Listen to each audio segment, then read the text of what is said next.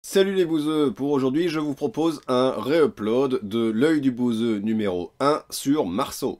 C'est un réupload car la vidéo à l'origine a été supprimée par les éditions Ring. Publiée le 17 octobre 2018 sur la chaîne alors que la chaîne avait 600 abonnés, la vidéo a été supprimée de YouTube le 19 octobre 2018 alors qu'elle faisait 1000 vues, ce qui est une terrible menace évidemment pour les éditions Ring. Ring utilisa le prétexte du droit d'auteur alors que cette vidéo se repose sur le droit de citation qui est une exception au droit d'auteur comme nous le dit le code de la propriété intellectuelle. J'ai alors hébergé une seconde version plus complète sur une instance Peertube le 20 octobre 2018 et le 24 octobre 2018, alors qu'elle faisait 500 vues, la vidéo a été retirée par l'administrateur de l'instance qui a reçu des pressions de Ring à nouveau, Ring prétextant cette fois la diffamation. En l'occurrence, un dépôt de plainte pour diffamation qui aurait déjà été fait sans donner aucune preuve de la réalité de ce dépôt de plainte. Sous les pressions, l'administrateur m'a donc lâché. On constate avec ce changement de méthode, un coup le droit d'auteur, un coup la diffamation, que les éditions Ring ont utilisé tous les moyens à leur disposition pour faire disparaître ma critique et pour faire taire toute contradiction.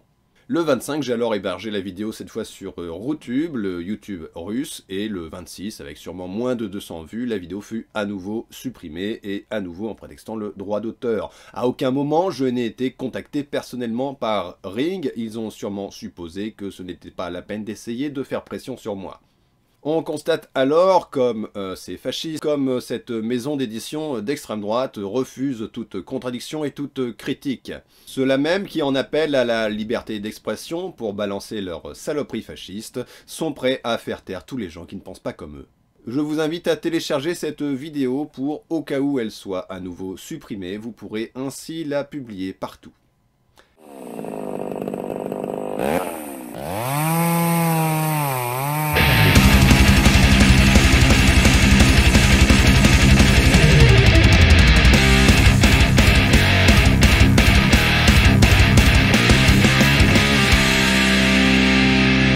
Sur l'Afrique du Sud, la forme était excessive. La forme était excessive. Elle était un petit peu apocalyptique. En gros, c'était ce qui se passe actuellement en Afrique du Sud va arriver en France si on n'y prend pas garde, parce qu'on est entouré par des millions de personnes qui veulent nous tuer, nous les blancs.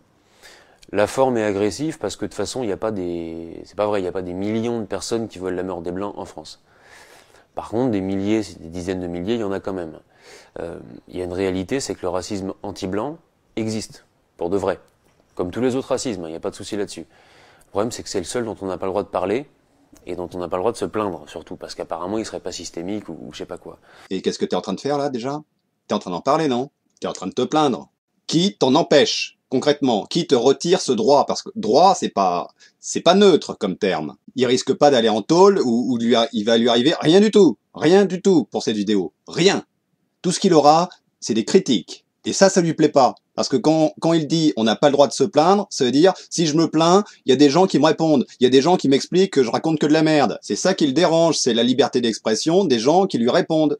Donc déjà là, on est dans une posture de victimisation. Oh là là, il y a des gens qui me critiquent. Oh là là, il y a des gens qui répondent à ce que je dis. C'est vachement grave. Et ça, c'est embêtant, parce que du coup, c'est un racisme qui va monter, qui continue de monter, avec la démographie, tout ça, et... Oh, petite référence au grand remplacement, ces méchants noirs qui nous envahissent. Ah, bah oui, hein, c'est tout en finesse le mec, hein. Bon, reprenons ce qu'il nous dit à propos de l'Afrique du Sud là. Hein. En gros, il nous dit que ce qui se passe en Afrique du Sud, alors il se passe quoi? Là, il nous dit pas, hein, mais ce qui se passe en Afrique du Sud, ça va venir chez nous. Hein. Alors, il faut savoir que dans l'extrême droite, si vous le savez pas, hein, je précise quand même, déjà pour poser le contexte, ils disent que en Afrique du Sud, il y a des massacres contre les Blancs, voilà, des massacres limite un génocide, tu vois, et ça va venir chez nous. Bon, déjà, ils ont rien pour le prouver. Que dalle. Tout ce qu'ils ont, hein, tout ce qu'on a de concret comme chiffre, c'est 70 fermiers blancs tués en un an, d'après une association locale de défense des fermiers blancs. J'en ai parlé plus précisément dans mon texte sur le sujet que je mets dans la description. L'Afrique du Sud, c'est hyper violent. Hein. C'est 20 000 morts par an. 70 sur 20 000, c'est que dalle. Déjà, Ensuite, on n'a même pas de preuves concrètes que les meurtres de fermiers blancs sont racistes. C'est des cambriolages hyper violents, c'est tout. Donc il y a aucune preuve. Ensuite, même en admettant qu'il se passe quelque chose d'hyper violent et raciste contre les Blancs en Afrique du Sud, ce qui est faux déjà, mais même en admettant ça, comment ça va venir chez nous? Juste comment? On parle quand même d'un pays qui est à l'autre bout d'un autre continent, avec une autre histoire. Je veux dire, l'Afrique du Sud, c'est quand même une histoire très violente et récente d'apartheid, hein, de système raciste, de racisme d'État. Hein. Ensuite, comment ça peut venir chez nous? Je comprends pas. Est-ce qu'il y a des vagues de migrants sud-africains en France? Il me semble pas. Ensuite, quels sont les liens entre la France et l'Afrique du Sud? Il y a que dalle. Le lien logique que fait Marceau, ce sont des Noirs. Point. C'est tout. Il part du principe qu'en Afrique du Sud, il y a des Noirs qui veulent tuer des Blancs. Et comme en France, il y a des Noirs, bah, comme ce sont des Noirs et que tous les Noirs, bah, ils se ressemblent tous, hein, ils pensent tous pareil, alors eux aussi ils veulent tuer des Blancs. Voilà, c'est tout. Voilà, il y a pas d'autre explication. Hein. Et si vous voulez une analogie, pour montrer à quel point son truc c'est débile, c'est comme si il y avait des musulmans en France qui pointent du doigt ce qui arrive aux Rohingyas en Birmanie, les Rohingyas qui s'en prennent plein la gueule, hein, parce qu'ils sont musulmans, et alors on aurait des musulmans en France qui diraient « Regardez ce qui se passe en Birmanie, hein, qui est à l'autre bout d'un autre continent, hein, ça va venir chez nous, et nous aussi les musulmans, on va s'en prendre plein la gueule. » Concrètement, si on présente ça à Marceau, si des musulmans disent à Marceau « Nous les musulmans, on va se faire génocider en France parce que ça arrive en Birmanie », Marceau, il en aura rien à foutre, tu vois, il va trouver ça complètement con, hein. Pourtant, c'est exactement la même logique. Ça tient pas, ça vaut rien. Non seulement ça se base sur rien de concret, et en plus, pourquoi? Juste pourquoi ça viendrait chez nous? Comment? Comment c'est possible? Non, ça marche pas. Bah, ça va finir par faire mal, quoi. Ça va faire mal aux gens qui cherchent absolument à le nier. Qui sont là, mais non, c'est un truc d'extrême droite, c'est une invention, c'est un fantasme. Les mecs, ça va leur faire une surprise plus tard. Ah, le devin, le mec il prédit l'avenir. Il y connaît rien en géopolitique, en histoire, en art, en lutte sociale. Même la logique élémentaire, ça lui échappe. Mais non, il arrive à prédire l'avenir, quoi. Il faudrait le croire comme ça, à partir de rien, parce que la peur. Voilà. Ah, on va tous mourir, alors croyez-moi. Si on devait écouter tous les gens qui prédisent l'avenir, mais on se prendrait une météorite dans la gueule tous les 3 mois. De toute façon, l'humanité va disparaître à cause des homosexuels qui se marient, alors ça va être contagieux. En plus de cela, les Noirs, ils vont nous tuer et nous envahir. Est-ce que ça sera avant ou après la charia, ou en même temps, ou tout est lié, je sais pas. Mais de toute façon, comme on se sera pris une météorite dans la gueule, hein. Non mais voilà, le mec, il se prend pour Galilée, là, il nous fait le syndrome de Galilée. Ah, vous verrez le jour où j'aurai raison. Ouais, bah on verra, hein. On fait comme ça, on verra, hein. Donc voilà, donc la forme est excessive, mais le fond, je le maintiens. Ça tombe bien, c'est pas la forme qu'on t'a reproché, c'est le fond. Alors la deuxième polémique, c'était une publication Facebook qui traitait de la différence entre l'art contemporain et l'art totalitaire, en l'occurrence Troisième Reich.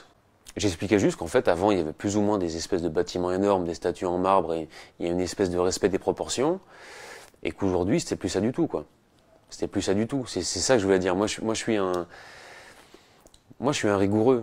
J'aime bien quand les choses sont propres, quand les choses sont carrées, quand elles sont vraiment bien faites, quoi. Marceau, arrête, tu sais pas dessiner. Tes perspectives sont mauvaises. Tu veux faire du dessin réaliste, mais il est pas réaliste ton dessin. Quand Eugène il fout un coup de pied, on dirait que sa jambe, c'est un balai. Avec une chaussure au bout, tu vois. Tu prends un balai, tu mets un pantalon dessus, une chaussure au bout, et ça y est, t'as un coup de pied d'Eugène. Et toujours strictement de profil, hein. Parce que c'est plus facile de recopier une Rangers de profil. Sinon, c'est trop dur. En plus de cela, il y a des muscles, ils ont rien à faire là. Tu vois, ils dessinent des muscles en trop. C'est même pas drôle, tu vois. C'est même pas fait pour être drôle. Comme Gottlieb. Gottlieb, il faisait plein de muscles n'importe comment, mais c'était marrant. Parce que quand Gottlieb faisait ça, du dessin réaliste, mais pas réaliste, c'était pour se moquer du dessin académique. Or, là, qu'est-ce que fait Marceau? Il fait tout l'inverse. Il veut faire du dessin académique, mais il n'y arrive pas parce qu'il est nul. Donc automatiquement, je suis beaucoup plus attiré par un athlète en marbre de 4 mètres plutôt que par un plug anal place Vendôme, quoi. Ça, c'est gonflable en plus, tu vois, un truc en plastique. Bon, voilà ce que j'expliquais, c'est juste ça. En plus, dès le départ du texte, j'avais dit, si on fait abstraction des crimes commis par le Troisième Reich, mon cul, etc., voilà. Marceau, le plug anal, c'était il y a 3 ans, va falloir t'en remettre. Et puis j'aime bien comme il précise, c'est en plastique. Ouais, et alors? Je pense pas que Marceau il soit soudainement devenu hippie et puis à dire oh là là c'est du plastique, ça pollue. Non, à mon avis c'est pas ça le problème. Le problème pour lui, je suppose, hein, je pense pas surinterpréter, mais le problème pour lui c'est que le plastique c'est pas une matière noble. C'est pas considéré comme une matière noble, contrairement au marbre, à certains bois, etc. Donc là Marceau il est dans une position élitiste. Parce qu'il faut savoir que l'art totalitaire nazi en particulier, c'est quoi? C'est du néoclassicisme. C'est-à-dire que les nazis, en tout cas en architecture, en cinéma c'est différent, hein, parce que en cinéma c'était un art nouveau. Mais pour l'architecture et la sculpture également, les nazis, ils ont rien inventé. Hein. Tout ce qu'ils ont fait, c'est repomper l'Antiquité, qui avait déjà été repompée par la Renaissance, ce qu'on appelle le néoclassique. Et l'art nazi, c'est juste ça, tu vois, c'est du néoclassique, mais avec des croix gammées partout et en beaucoup plus gros. Parce que c'est important, hein, plus c'est gros, mieux c'est. Bref, perso, ce qui m'a dérangé dans ce texte-là, à propos de l'art totalitaire nazi, c'est qu'il a commencé par dire, comme si ça allait le protéger, il a commencé par dire, si on met de côté le génocide, la guerre, tout ça, comment on peut concevoir un truc aussi con? Parce que ça revient quand même à dire, oh, le Troisième Reich, c'était pas si mal. Ce genre de raisonnement, qui consiste à mettre de côté ce qui arrange pas, c'est facile et c'est complètement con de ne pas déjà considérer les choses dans leur ensemble. Parce que l'art totalitaire nazi, ça s'est fait dans une certaine démarche. Si les nazis ont fait du néoclassique, c'est pas pour rien. C'est pour vanter leurs idées réactionnaires à travers l'art. C'est pour dire, ah, c'était mieux avant, c'est pour vanter le passé glorieux qu'il nous faut retrouver, voilà, c'était mieux avant. C'est donc typique d'extrême droite, hein. Donc, ça m'étonne pas que ça lui plaise, à Marceau. En plus de cela, Marceau insiste bien sur le virilisme, hein, comme il dit, les athlètes, un athlète en marbre.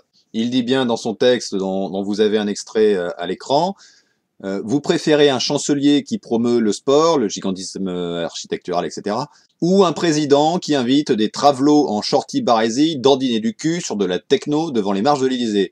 Bon, là on voit bien, outre le caractère homophobe du propos, on voit bien que ce qui lui plaît dans l'architecture nazie, c'est pas l'architecture, c'est le nazi. Ce qui lui plaît, c'est bien l'idéologie qui est véhiculée. Donc l'idéologie réactionnaire, viriliste, patriarcale, homophobe, etc. Et la deuxième chose qui m'a dérangé, c'est que dans son texte, là, il en parle un peu moins, même si, voilà, avec le coup du plug anal, ah, gna gna, c'est du plastique, c'est gonflable, il dit que c'est pas bien, il dit que c'est pas bien comme art. Alors bon, moi, au pire, je m'en fous, mais ça consiste quand même à hiérarchiser, hein, à dire, il y a un art qui est bien, il y a un art qui est pas bien. Comme vous pouvez le voir à l'écran avec la suite de son texte, c'est ça le problème avec la liberté et le progrès. Si tu n'encadres pas tout ça avec un peu d'autoritarisme et de service militaire, etc. Bon, un peu d'autoritarisme. C'est quoi cette connerie là? Le mec, il nous met comme exemple la dictature nazie et il dit à côté, ah bah ça serait bien de faire pareil avec un peu d'autoritarisme. Il veut une dictature modérée. Et puis pourquoi? Pourquoi encadrer la liberté et le progrès? Pourquoi? C'est le danger. Le danger, c'est sinon tu vas te réveiller avec à côté d'un truc à cheveux verts chargé d'antipsychotiques qui t'intente un procès en transphobie parce que tu as refusé qu'il t'encule. C'est ça, hein. Si on n'a pas une dictature modérée, on va se faire enculer par les trans. Ouais, c'est pertinent. En plus, il justifie même pas ça par l'ironie, hein.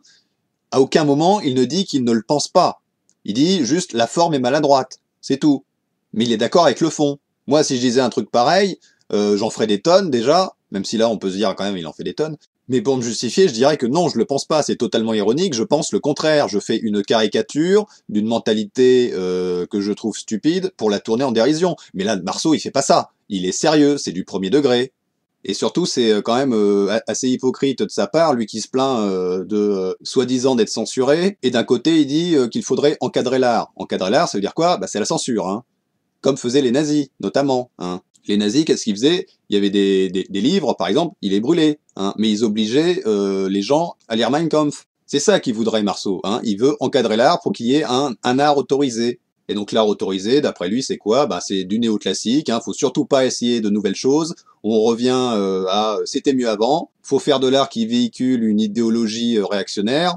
et toute trop forme d'art, c'est de la merde. Clairement, là, Marceau, il est dans une démarche élitiste, hypocrite aussi, et clairement fasciste. Hein. Surtout quand on veut encadrer l'art d'un côté, et de l'autre, dire « Ah bah l'art nazi, c'est bien ouais. » Les gens qui me connaissent vraiment bien, qui m'ont rencontré en dédicace, etc., qui me suivent depuis longtemps, savent très bien que je suis pas nazi pour un sou. Ça, c'est évident. Oh là là, c'est vachement solide comme argument. Les gens qui me connaissent, ils le savent que je suis pas nazi. Et bim. Mais après, par ma bonne foi, à dire pour calmer les gens qui pensent que je suis nazi ou n'importe quoi, j'ai rien à donner. J'ai rien parce que, si tu veux, je connais les médias, je connais les journalistes, je sais comment ça marche une diabolisation. Bah ouais, non mais attends, évidemment, tu peux rien dire. T'es coupable. D'un côté, tu dis, oh, le Troisième Reich, c'était pas si mal. Et de l'autre côté, tu dis, attention, nous les Blancs, on va être la cible d'une guerre raciale. Je rappelle quand même que les nazis, c'était leur défense, hein. C'était leur argument, de dire, ah bah les Juifs, ils veulent détruire la race aryenne. Là, Marceau, qu'est-ce qu'il dit? Les Noirs, ils veulent détruire la race blanche. C'est pareil. Marceau, t'étonne pas qu'on te traite de nazi si tu parles comme un nazi.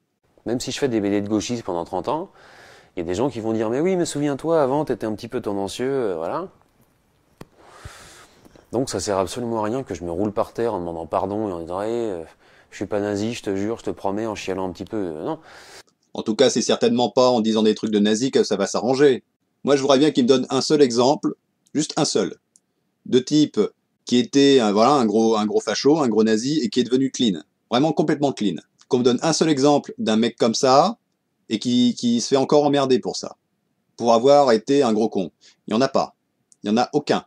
Il n'y a pas d'exemple. Au contraire même. Hein. On voit parfois dans les médias ou chez les antifas des gens qui témoignent être sortis d'un groupuscule néo-nazi. Ces gens-là, on les fait pas chier. On les écoute, on écoute comment ils ont réussi à s'en sortir, on écoute comment ça se passe à l'intérieur, on écoute comment ils ont été embrigadés là-dedans, etc. Mais les seuls gens qui font chier les anciens fachos, les anciens nazis, c'est les fachos et les nazis eux-mêmes, hein, parce qu'ils les considèrent comme des traîtres. Donc le coup du « oh là là, si je deviens de gauche, on va continuer à me sortir mon passé de facho », non.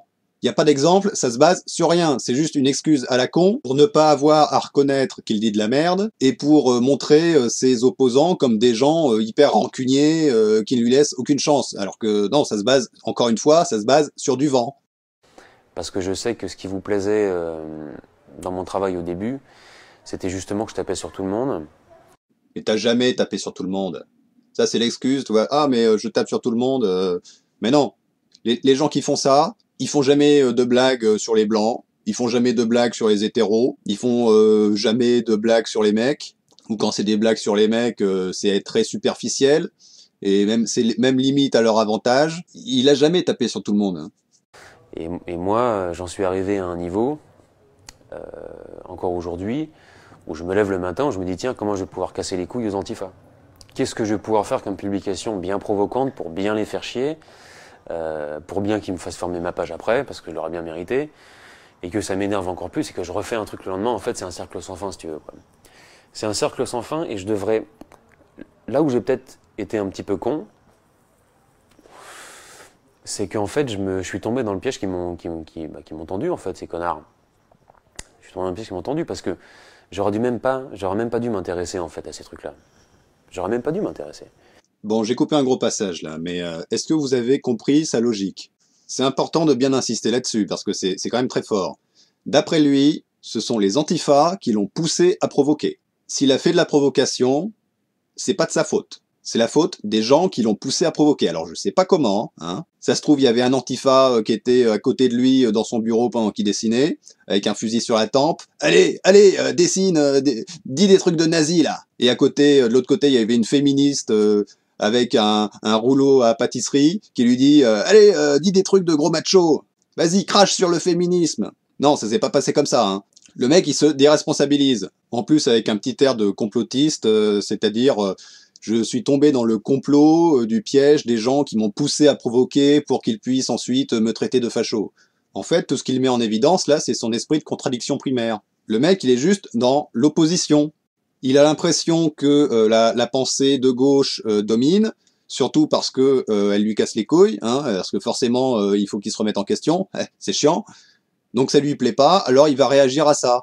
Mais comme il a un esprit de contradiction primaire, bah on a beau lui dire qu'il dit que de la merde, bah il va en faire encore plus. Tu vois, c'est le mec, ah, vous me dites que j'ai pas le droit de fumer, bah puisque c'est comme ça, je vais fumer encore plus. C'est exactement ça, tu vois. C'est la même connerie. Et d'ailleurs, on le voit, le truc de fumer, je prends pas cet exemple pour rien, parce que s'il met des cigarettes à quasiment l'intégralité de ses personnages, c'est justement pour ça, hein. C'est pour dire, vous interdisez, vous avez une loi pour interdire les cigarettes dans les publications destinées à la jeunesse, bah puisque c'est comme ça, je vais mettre des cigarettes partout.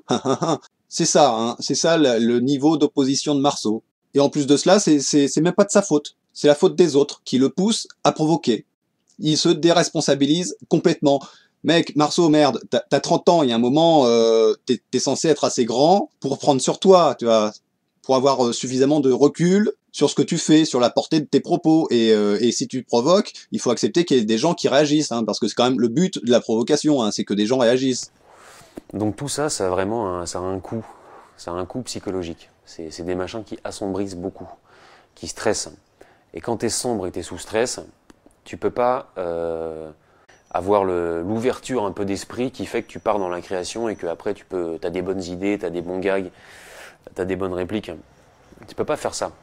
Parce que ces gens-là te clouent au sol. T'es alourdi et tu peux plus t'élever, partir dans le monde merveilleux et magique de l'univers créatif justement, où tu fais plus qu'un en fait avec ton univers à toi, il n'y a plus rien autour. Et moi aujourd'hui je suis entièrement parasité par justement par ces gens-là, quoi. Mais Marceau, tu fais des blagues de paix. Ton principal running gag, c'est de dessiner des gens qui se chient dessus. Arrête de croire que tu cherches à t'élever, merde. Tes scénarios, ça se passe en 3 cases, parfois juste 2. C'est première case, y a un type que t'aimes pas qui dit un propos caricatural. Deuxième case, Eugène lui fout un nion. Troisième case, Eugène lui balance une réplique. Voilà, point.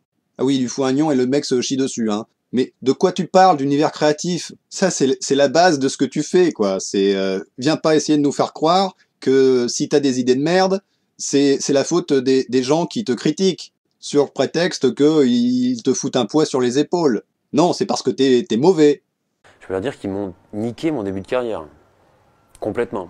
C'est-à-dire que plutôt que de profiter avec mes lecteurs, j'ai encore ces mecs-là qui me font chier, quoi. J'ai encore ces mecs-là qui m'emmerdent. J'ai encore ces mecs-là qui me font annuler une dédicace, etc. C'est pénible et j'aurais pas dû tomber dans ce piège-là. On m'a piégé, c'est pas ma faute si je suis con. On apprend que quand on se prend les murs dans la tronche, hein, c'est avec les coups qu'on apprend de ses erreurs pour pas les refaire justement après. C'est devenu plus important de détester ces gens que de faire du bon boulot pour moi à la fin. Mais ça a toujours été comme ça. C'était pas sur la fin. Il a toujours cherché à provoquer en espérant s'en prendre plein la gueule. Et il adorait ça, parce que c'est quand même le but de la provocation. Moi, j'ai commencé à parler de Marceau sur le blog. Mon premier article, ça date d'août 2016. C'était il y a 2 ans, hein.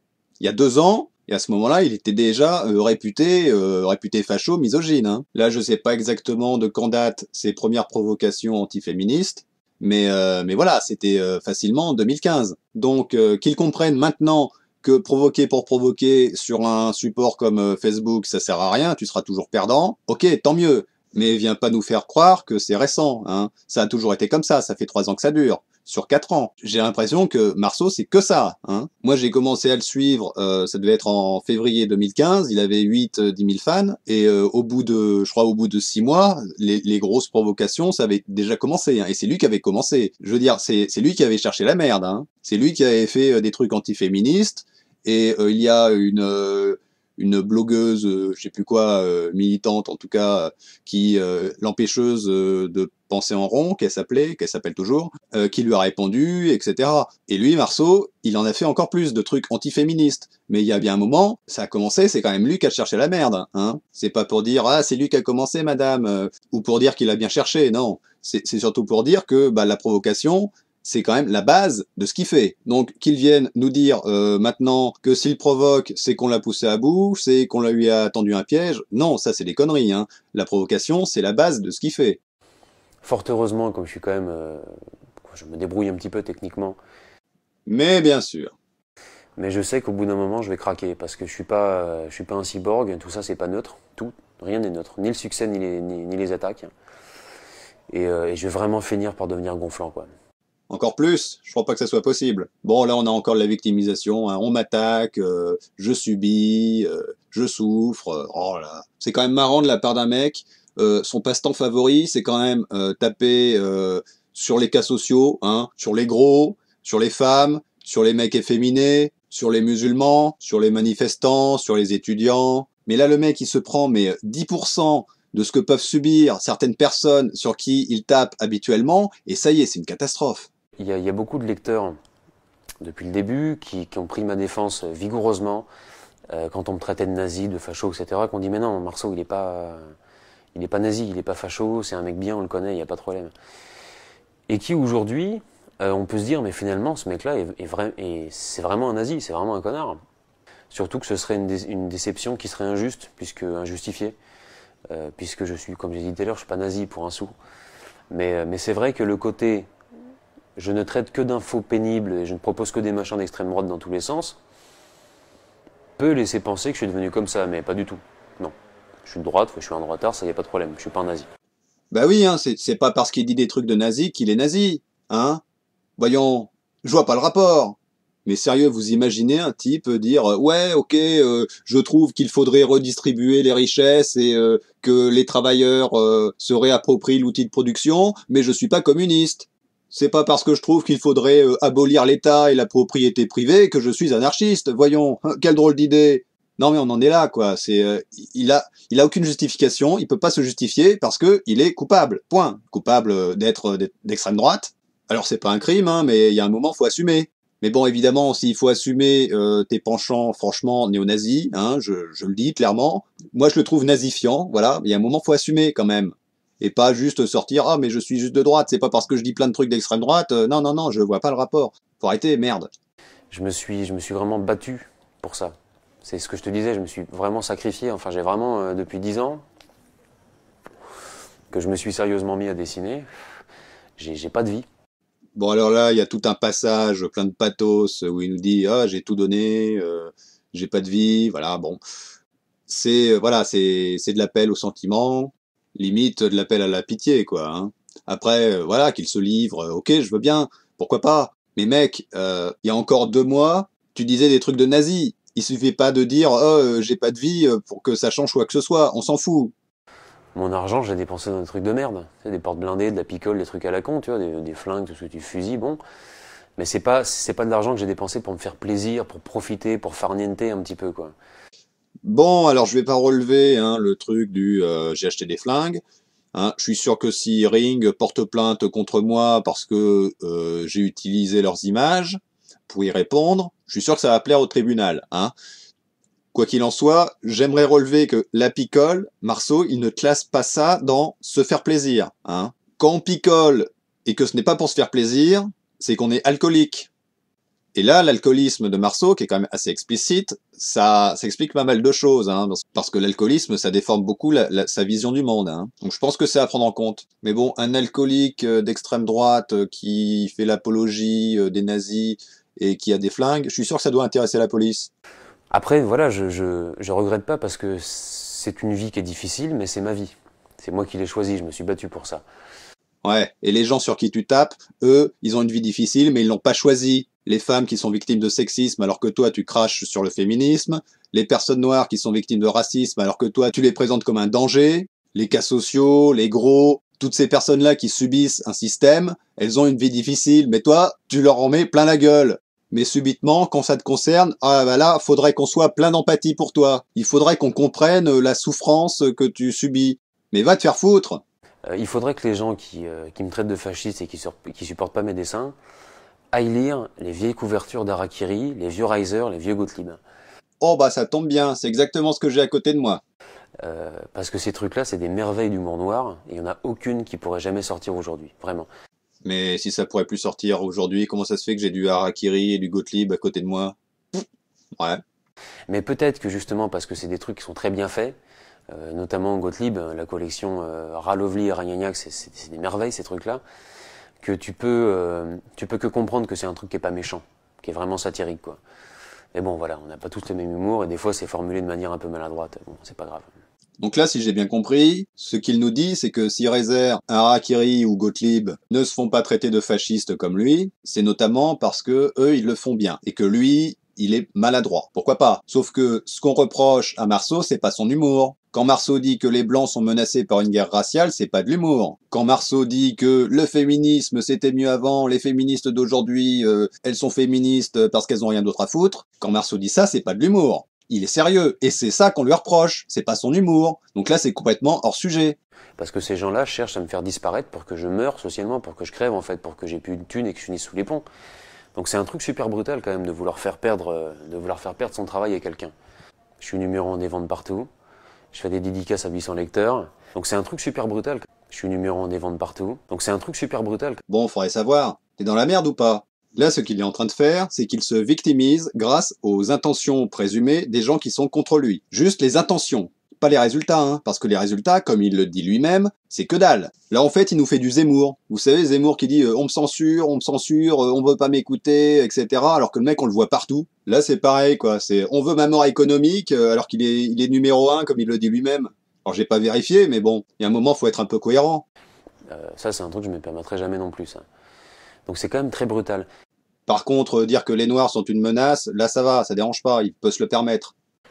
Chez les gauchistes les plus extrémistes, c'est qu'il y a ce côté illuminé, je suis là pour le bien, je suis là pour la morale, et un côté, si je peux te faire crever la bouche ouverte en plein désert, je vais le faire.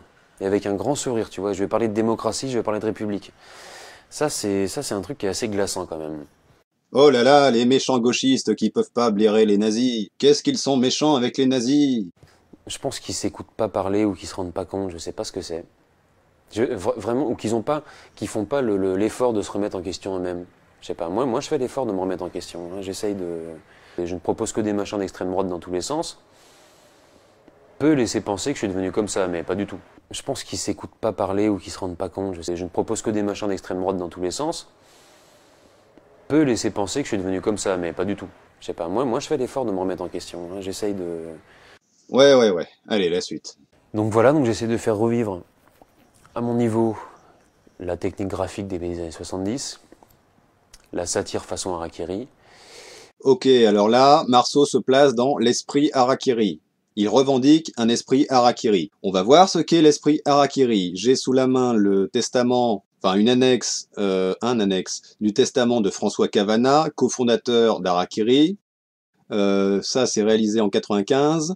À propos de l'esprit Charlie Hebdo, qui à l'époque c'était la suite d'Harakiri, qui était censé être dans le même esprit qu'Harakiri, alors censuré après la mort du général de Gaulle, donc censuré par la droite, hein, je dis ça comme ça. Et donc Charlie Hebdo, c'était le nouveau Harakiri, plus orienté actualité, mais toujours avec le même esprit. Alors on va voir, d'après François Cavana, cofondateur d'Harakiri, on va voir quel était cet esprit. Combat pour une démocratie effective, et donc contre toute forme d'absolutisme, de dictature, ainsi que leurs conséquences, racisme, xénophobie, sexisme, exclusion, fanatisme religieux, politique ou chauvin, guerre, militarisme, excitation à la haine collective sous toutes ses formes, culte du chef, atteinte aux libertés publiques. Franchement, tout ça, c'est pas un discours de droitard, hein. C'est pas franchement compatible avec l'esprit Marceau. Pour Gottlieb, c'est pareil, hein. Il y a aucun dessin de Gottlieb où il se fout de la gueule de dominer, d'exploiter, de faible, etc.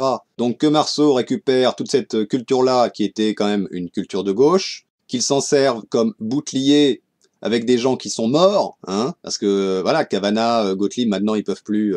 Rezer, tous ces gens-là, ils peuvent pas venir dire à Marceau, mais ta gueule, hein, t'es pas notre héritier, et c'est même des gens comme toi contre qui on luttait. Bon, je vous épargne la fin là de son interview, qui est assez navrante, hein, où Marceau se place comme un intellectuel qui observe ses contemporains, qui a du recul sur la société, etc. Enfin, c'était vraiment ridicule. Tout ça est vraiment incroyable. Pour conclure, on peut dire que Marceau se déresponsabilise totalement et se victimise par un raisonnement à la limite de la paranoïa. S'il dit des conneries, c'est les autres qui l'ont poussé à en dire. Les autres étant la critique qu'il ne supporte pas. Dans un monde parfait pour lui, il n'y aurait personne qui réagit, parce que visiblement que des gens s'opposent à lui, c'est trop pesant et ça l'empêche de s'élever. Le refus de la critique, on le voit avec Ring, qui cherche à faire disparaître ma vidéo de YouTube.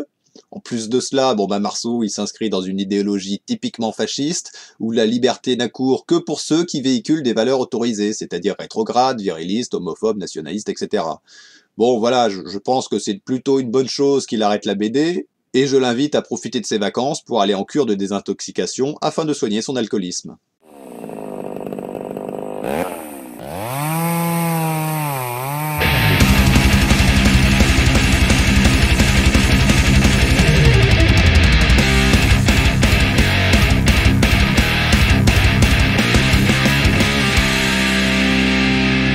Notre émission est désormais terminée, j'espère qu'elle vous a plu. Si c'est le cas, n'hésitez pas à le préciser dans les commentaires. Vous pouvez me suivre sur les réseaux sociaux et me soutenir sur Tipeee. Les liens sont dans la description. On se retrouve la semaine prochaine pour une prochaine émission du Bouzeux Magazine.